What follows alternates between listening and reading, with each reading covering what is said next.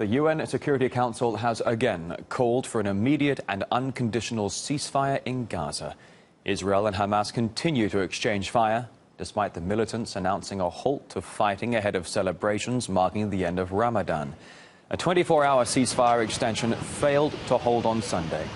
First, the Palestinian militant group rejected the deal, firing barrages of rockets from Gaza into Israel and saying it couldn't agree to a truce until Israel pulled out of Gaza.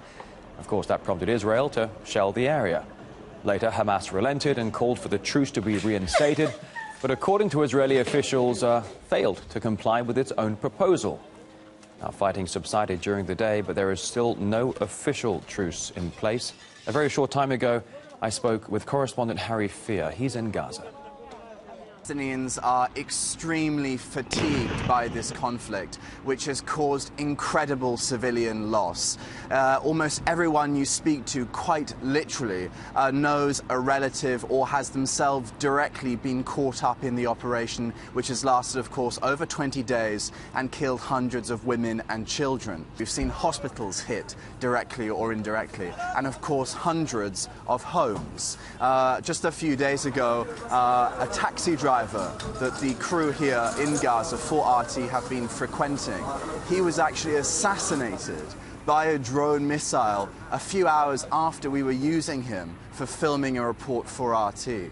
The place looks like an incredible... Directly I go home, I go out to evacuate our homes. I go to my uncle to evacuate also his homes, as because they will bomb our home by F-16.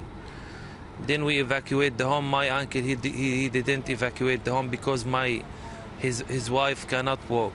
So we evacuate the home. Then the plane coming and the airstrike will bomb. We hear a heavy havoc F-16 bomb in our homes. We found my cousin, he's dead, and my cousins, some of my cousins were injured in this bomb. Actually, it's a havoc, it's a terrible, it's a horrible what's happened there. This is unusual. This is against most of the quarters. Homes are partially damaged also. No one is staying at home. What can we do now? This is an incredible, horrible.